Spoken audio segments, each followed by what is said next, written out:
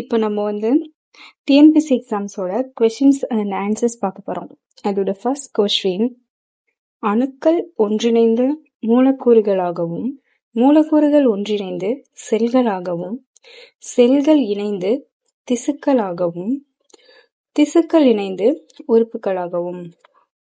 Group of அணுக்கள் மூலக்கூறுகள் என்றும் மூலக்கூறுகள் எல்லாம் ஒன்றிணைந்தது செல்களாகவும் செல்கள் எல்லாம் இணைந்தது திசுக்களாகவும் திசுக்கள் எல்லாம் இணைந்தது உறுப்புகள் என்றும் அழைக்கப்படுறது. First question and answer. Next second question, தாவர உள்ளமைப்பியல் பற்றிய தொகுப்பை முதலில் வெளியிட்டவர்? நெகமையா க்ரூவ். நல்லா கவனிங்க. தாவர உள்ளமைப்பியல் பற்றிய தொகுப்பை முதலில் வெளியிட்டவர் நெகமையா க்ரூவ். உள்ளமைப்பியலின் தந்தை என அழைக்கப்படுபவர் நெகமையா க்ரூவ். அதை கண்டுபிடிச்சதுனால அதோட தந்தை என்றும் அழைக்கப்படுறவரும் அதேதான், நெகமையா க்ரூவ். உள்ளமைப்பியலின் தந்தை என அழைக்கப்படுபவர் நெகமையா க்ரூவ். தாவரத்தின் உட்புற அமைப்பை பற்றி படிப்பது உள்ளமைப்பியல். ஈஸி. தாவரத்தின் உள்புறத்தை பற்றி படிக்கிறது உள்ளமைப்பியல். அவ்வளவுதான், கொஸ்டின்லயே இருக்கு ஆன்சர்.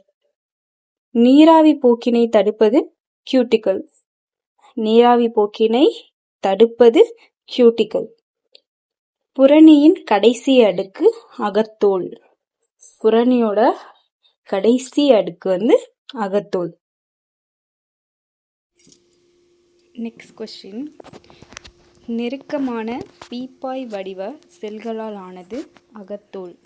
நெருக்கமான பீப்பாய் வடிவ செல்களால் ஆனது அகத்தோல். அகத்தோலுக்கு உட்புறமாக காணப்படும் அனைத்து பகுதிகளும் டேஷ் எனப்படும், ஸ்டீல் எனப்படும். அகத்தோலுக்கு உட்புறமாக காணப்படும் அனைத்து பகுதிகளும் ஸ்டீல் எனப்படும். காஸ்பேரியன் பட்டைகள் டேஷ் என்ற பொருட்களான பட்டைகள் ஆகும். காஸ்பேரியன் பட்டைகள் சூபரின் என்ற பொருளாலான பட்டையாகும். சைல குழாய்கள் எந்த ஆங்கில எழுத்து வடிவில் அமைந்துள்ளது? சைல குழாய்கள் ஒய் ஆங்கில எழுத்து வடிவில் அமைந்துள்ளது. சைல குழாய்கள் ஒய் என்ற ஆங்கில எழுத்து அந்த வடிவில் தான் சைல குழாய்கள் அமைந்துள்ளது. வாஸ்குலார் கற்றையில் சைலம் டேஷ் நோக்கியும் ஃப்ளோயம் டேஷ் நோக்கியும் அமைந்துள்ளது. சைலம் மேற்புற தோலை நோக்கியும் ஃப்ளோயம் கீழ்ப்புற தோலை நோக்கியும் அமைந்துள்ளது. நெக்ஸ்ட், பசுங்கணிகம். பச்சை நிறமுடைய கணிகம். பசுங்கணிகம் அதுலேயே இருக்குது. பசுமை அப்படின்னாவே பச்சை. பசுங்கணிகம்னா பச்சை நிறமுடைய கணிகம். வண்ணக்கணிகம்.